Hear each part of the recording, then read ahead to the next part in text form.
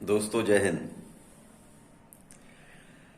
आजकल क्योंकि सेवाएं राजकीय रेलवे पुलिस में चल रही हैं, तो सोचा रेलवे से संबंधित कुछ जानकारी आपको दी जाए। भारतीय रेल को भारत की जीवन रेखा कहा जाता है। जिनने भी भारतीय रेल से सफर किया है उन्होंने एक आवाज अवश्य सुनी होगी, यात्रीगण कृपया ध्यान दें। पूरे देश में एक ही आवाज गूंजती है जब कोई ट्रेन आने वाली होती है, यात्रीगण कृपया ध्यान दें। तो यदि आपके मन में जिज्ञासा रही होगी तो आपने अवश्य सोचा होगा कि आवाज आखिर है किसकी। तो आपको आज इसके बारे में बताया जाएगा कि आवाज किसकी है। वर्ष 1982 में भारतीय रेल में जो ये लोग बोलते हैं, उन बोलने वालों के लिए, उद्घोषकों के लिए अस्थाई रूप से कर्मचारियों के लिए मांग की गई थी। संविदा कर्मचारियों की तरह मांग की गई थी। तो अस्थाई रूप में 1982 में एक सरला चौधरी जी को उसमें भर्ती किया गया था। तो और जो लोगों को भर्ती किया गया था अस्थाई तौर पे, सबसे बुलवाया गया था, लेकिन ये जो आवाज थी सरला चौधरी जी की, ये आवाज पसंद आई।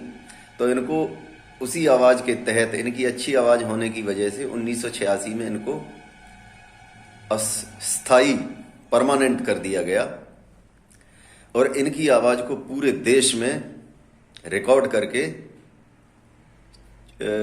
भेज दिया गया। तो हम तब से लेके आज तक सरला चौधरी जी की आवाज को ही सुनते हैं। अब तो वो रिटायर हो गई हैं, लेकिन उनकी आवाज शायद कभी रिटायर नहीं होगी। 1986 से पूरे देश में उनकी आवाज गूंज रही है। यात्रीगण कृपया ध्यान दें। और हमारा ध्यान तुरंत पहुंच जाता है कि अब कोई ट्रेन आने वाली है।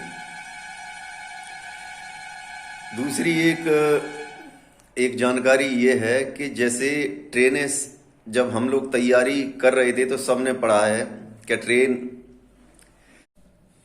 16 अप्रैल 1853 की थी और उसको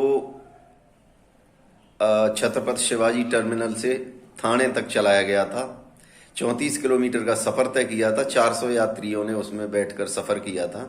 ये हम लोग जब तैयारी करते थे तो पढ़ते रहे हैं, ये जानकारी है। लेकिन इस बात की कम लोगों को जानकारी होगी कि ट्रेन में टॉयलेट कब आया, शौचालय की व्यवस्था ट्रेन में कब की गई। ये भी एक रोचक जानकारी है।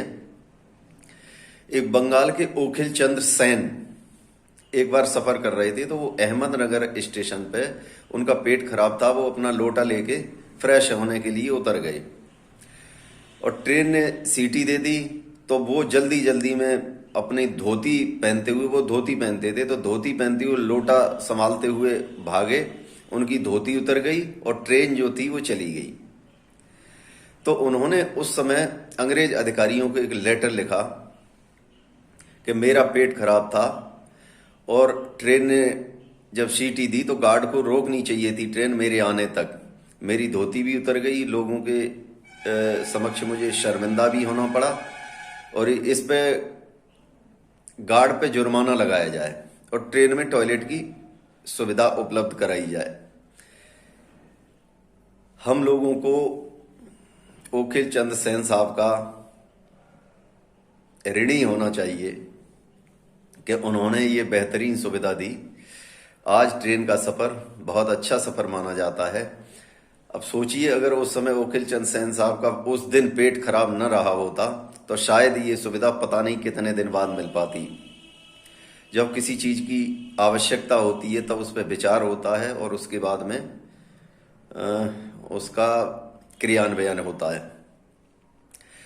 तो तब से लेकर ट्रेन चलती रही और ये घटना हुई 1909 में। 1909 में जब उन्होंने पत्र लिखा अंग्रेज अधिकारियों को, साहिबगंज रेलवे जो अनुभाग था उसके लिए उन्होंने लिखा था, तो उस पर विचार मंथन हुआ और ये सुविधा हमको मिल पाई।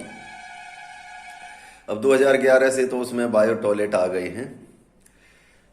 अच्छा, ट्रेन में एसी की सुविधा, ट्रेन में एसी की सुविधा 1934 से शुरू हुई है। तो अब देखिए, ट्रेन में एसी में अगर आपका टिकट कंफर्म हो जाए और आपको कहीं जाना हो, कितना बेहतरीन तरीके से आपकी यात्रा पूरी होती है, हम अपने गंतव्य तक पहुंच पाते हैं। तो आज यही जानकारी थी। यात्रीगण कृपया ध्यान दें किसकी आवाज़ है और ट्रेन में टॉयलेट कब से शुरू हुआ है, किसके द्वारा किया गया है, एसी कब से शुरू हुई है। जानकारी ठीक लगी हो कमेंट में बताइए। जय हिंद।